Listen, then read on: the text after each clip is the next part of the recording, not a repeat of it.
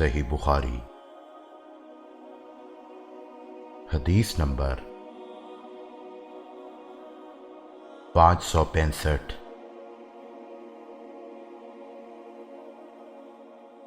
جابر بن عبداللہ رضی اللہ تعالیٰ عنہ سے روایت ہے، نبی صلی اللہ علیہ وسلم کی نماز کے بارے میں دریافت کیا گیا تو آپ نے فرمایا کہ آپ صلی اللہ علیہ وسلم نماز ظہر دوپہر میں پڑھتے تھے، اور جب نماز عصر پڑھتے تو سورج صاف اور روشن ہوتا،